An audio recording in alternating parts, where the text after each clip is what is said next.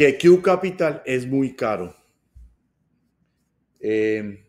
A mí me gusta escuchar este tipo de cosas porque sí, Q Capital de pronto no es el más económico que hay en el mercado y no se trata de prestar un servicio, no se trata de hacer muchas cosas, sino en realidad se trata de buscar la mejor opción financiera para con todo cliente.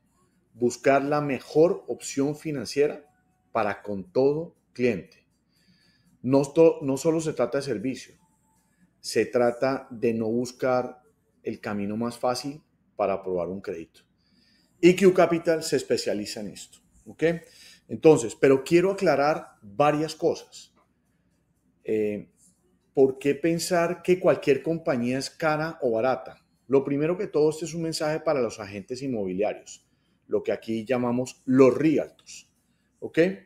Y a estos realtors deben de saber interpretar lo que es un settlement statement, que en este momento lo tengo acá, o lo que es una cotización preliminar que se llama normalmente un fee sheet.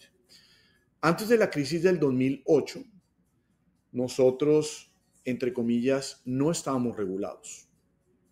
El documento o el cotizador se llamaba un good faith estimate. A nosotros nos llamaban mortgage brokers. Y llegó después de la crisis del 2008, que fue una crisis financiera mundialmente, el señor Obama sacó una nueva ley para regular a los bancos y a todos los que tenemos que ver en la industria bancaria. Entonces, aquí entra a que deben de entender algo que es, antes podíamos cobrar lo que quisiéramos. Y yo lo llamaba la danza de los billones, porque sí, hacíamos muy buen dinero y era mucho más sencillo originar créditos hipotecarios que lo que es hoy. A raíz de esta regulación, que tiene un nombre, lo pueden buscar, se llama Frank.Act, nos regula cuánto yo como originador puedo ganar, cuánto el banco como originador puede ganar. Hoy los agentes inmobiliarios tienen comisiones sin regular que fluctúan normalmente, es condición de 3 a 6% en propiedades residenciales y en propiedades comerciales puede llegar hasta el 10%, pero no está regulado. La compañía inmobiliaria o el agente inmobiliario puede cobrar 1, 2, 3 o 15%. No hay una regla ni hay nadie encima vigilándolos de cuánto cobran. Normalmente la comisión del agente inmobiliario es pagada por el vendedor. ¿Okay? En el caso de la comisión del originador por la estructura de un crédito hipotecario, es pagada por el que está pidiendo el crédito. Y aquí es donde tenemos que entender por qué decir que Q Capital o cualquiera en la competencia es más caro o más barato. Para que entiendan, todos en Estados Unidos estamos regulados de lo que cobramos nosotros y cobramos el banco. Entre lo que cobramos nosotros y cobramos el banco a raíz de esta nueva ley del 2008, no podemos ganar más de 3% del costo del crédito. Entonces, cuando dicen que uno es más caro, yo a veces no entiendo, pero ¿por qué están diciendo que yo soy más caro? No, Mauricio, porque recibimos un estimado de ustedes y recibimos un estimado de la competencia y resulta que ustedes son 4% más caros. Entonces ahí viene lo importante. Entonces va por partes. La primera parte, cuando uno inicia un proceso, entrega un fee sheet. Ya no se llama un good faith estimate, se llama un fee sheet, que es un estimado, como lo dice la palabra. Estoy estimando cuánto te va a costar esto. Lo que yo sí tengo clarísimo exactamente es cuánto voy a cobrar yo y cuánto va a cobrar el banco. Eso sí es exacto, ¿ok? Porque sobre el valor del crédito sabemos que no nos podemos pagar del 3%, entonces puede ser 2.25 o 2.75 o 3%, que incluye varias cosas y ahora las explico, ¿ok? Pero es un estimado.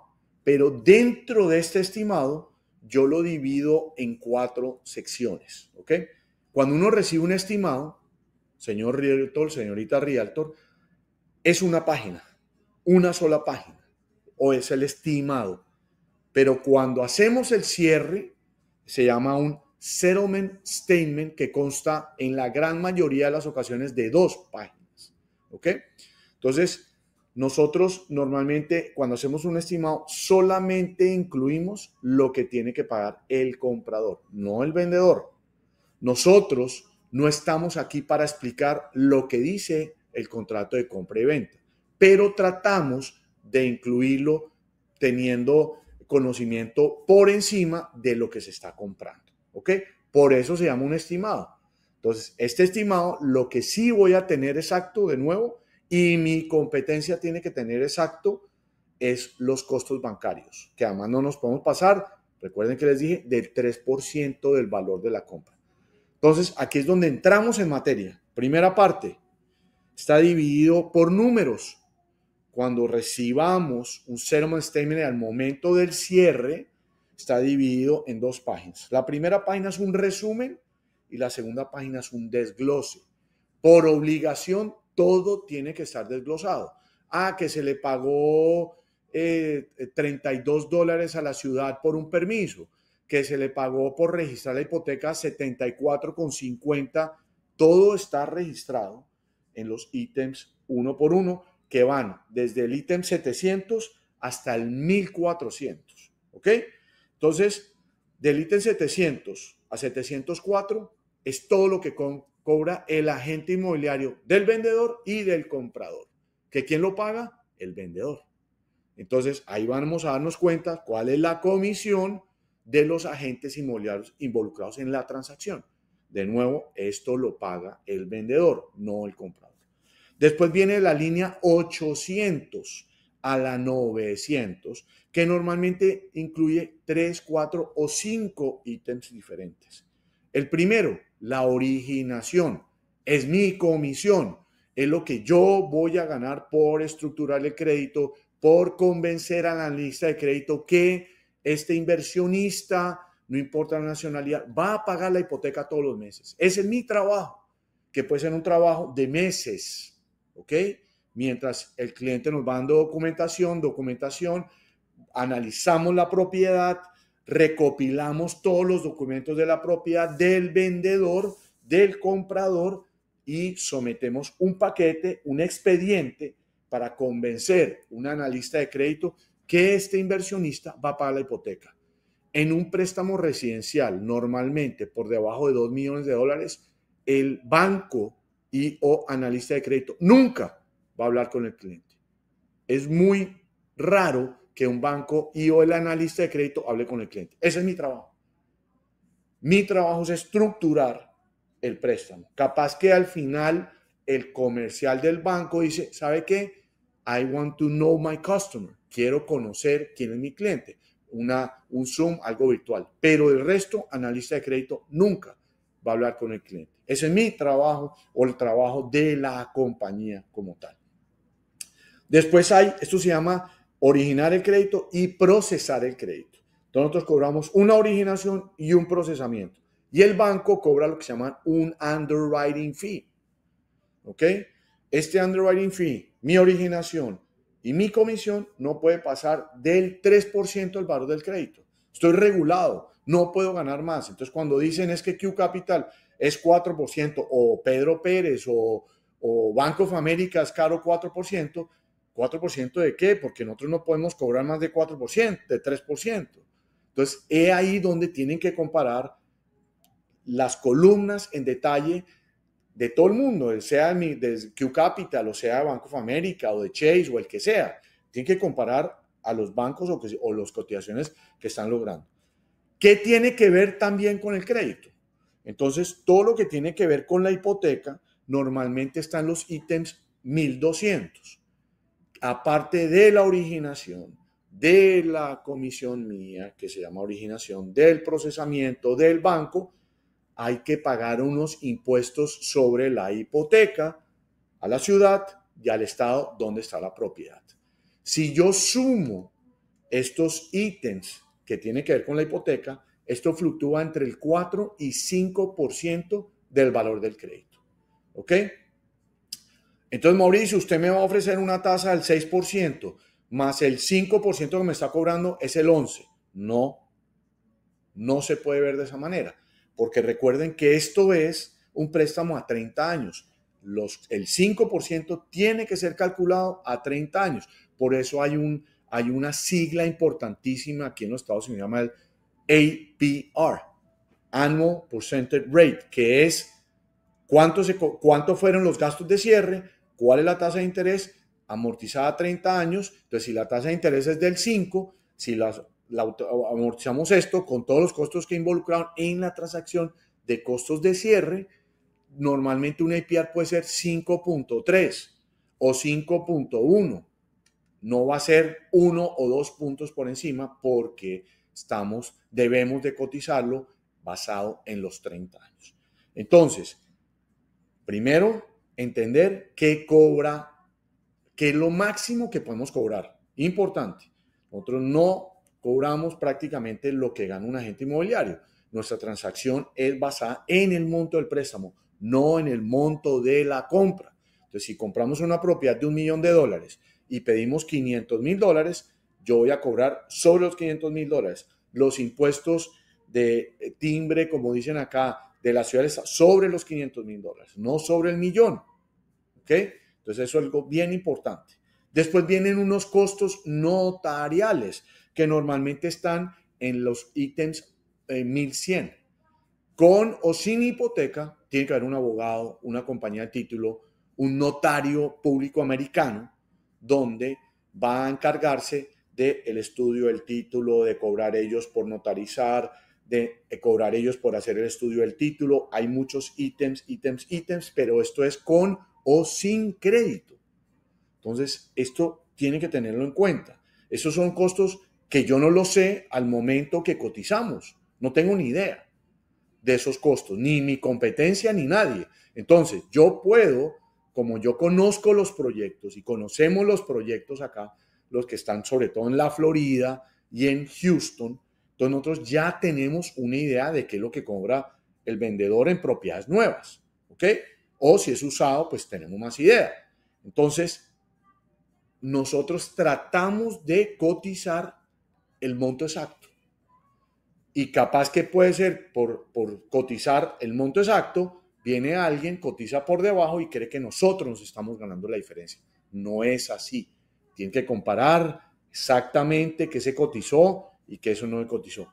La diferencia de los estimados en realidad debe ser la originación. ¿Cuánto cobro yo de originación? ¿Cuánto cobra Bank of America de originación? ¿Cuánto cobra el Chase de originación? Ahí está la diferencia. Pero todos los demás ítems es lo mismo con nosotros, que con Chase, que con Bank of America. Es lo mismo. ¿Ok? Entonces deben de saber interpretar eso. Y por último, cuando compran en preconstrucción, hay ítems que van después del punto 1300, donde incluye todo lo que dice el contrato de compra y venta. Pero cuando yo cotizo al principio, de nuevo, no sabemos estos números. Estos números van a ser detallados exactamente el día que el notario o la compañía de título o el abogado entregue el settlement statement. Vamos a saber exactamente ahí. Hay mucha gente que quiere saber el detalle. Es prácticamente el día antes del cierre que sabemos exactamente el número. Y esto es lo que tenemos que transmitir, o los agentes inmobiliarios deben de transmitirle esto a su cliente. ¿Ok? Entonces, es bien importante entender qué tiene que pagar el comprador, qué tiene que pagar el vendedor, porque al final del documento está dividido en dos columnas. Cuando cotizamos nosotros, solo todo lo concerniente con el comprador. ¿Ok? Y es un estimado. Y tratamos de llevar el estimado a lo más cercano posible. Entonces, cuando yo escucho por ahí que me dicen, es que Q Capital dicen que es el más caro porque es 3, 4, 5% más caro. Primero, no puede ser eso, para que sepan. Y segundo, tienen que preguntar cuál es la originación de la competencia y cuál es la originación de nosotros. Porque el resto de los fees al final del cierre, cuando se firme, son iguales. Esa es la gran diferencia. Entonces, ahí es donde entramos de por qué cobramos, o lo que cobramos, que en promedio cobramos alrededor del 1,5 al 2% de originación. Eso es lo que menos ganamos nosotros, para que tengan idea. ¿Ok? Entonces, ¿y qué hago con eso? Buscar la mejor tasa posible. Esa es la gestión que debe buscar un agente inmobiliario con quien va a estructurar el crédito. ¿Ok? Porque hay gente que dice, se va por lo fácil, sin verificación de ingresos. No, nosotros también tenemos una compañía que tenemos acceso sin verificación de ingresos, sin verificación de dinero, sin pedir papeles. No, la gestión de nosotros inicialmente es, vamos a buscar la mejor tasa de interés, déjese ayudar. Pero para dejarse ayudar, el agente inmobiliario debe entender esto. Y la primera pregunta es, quiero conseguir el mejor programa para mi cliente. No la mejor tasa de interés. ¿Por qué? Porque la tasa de interés, vamos a trabajar para buscar la mejor tasa de interés. Pero a veces la mejor tasa de interés no es el mejor programa para el cliente.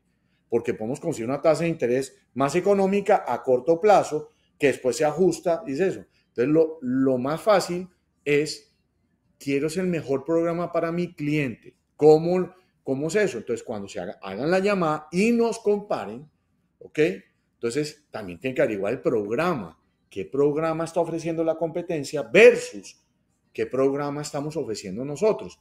Una cosa los costos, otra cosa los programas y las opciones que se están ofreciendo en el mercado. No solamente tasa de interés, deben de entender el programa, si tiene penalidad, si no tiene penalidad, si la tasa es por 3 años, por 5, por 7, por 10, por 30, si está basado en ingresos de renta o en ingresos a título personal. ¿Qué pasa si no hay renta? Muchas cosas van detrás de esta originación que nosotros cobramos. Por eso lo hacemos. Pero lo que tienen que lograr y buscar es, ok, usted gánese lo que se tiene que ganar, pero consígame el mejor programa para mi cliente. Eso es lo que tenemos que hacer y eso es lo que tenemos que saber interpretar en lo que es el settlement statement y en lo que es un fee sheet al inicio del proceso. ¿Ok? Entonces, debemos de educarnos para con qué nos entregan primero de números y qué nos entregan al final, porque son dos documentos totalmente diferentes. Dicho todo lo anterior, quedo atento a los comentarios.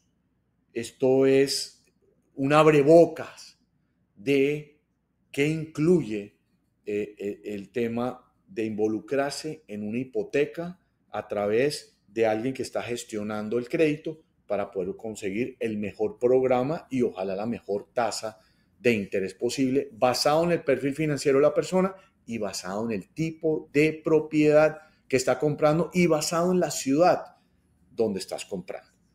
Todos estos factores afectan. Y es ahí donde lo más fácil es, ¿qué tasa tienes? Puedo decirte la tasa más barata que tengo, que es a un año, ¿ok? Pero necesito una historia, necesitamos una historia y necesitamos que sean justos a la manera de cómo están calificando a la persona que le está estructurando el crédito. Sea nosotros, ojalá siempre seamos nosotros, o sea el que sea, deben de entender esto, porque en la gran mayoría de las ocasiones están equivocados de lo que dicen de la industria hipotecaria, o que somos baratos o somos caros. Yo a veces digo que lo barato sale caro. Quedo atento a los comentarios.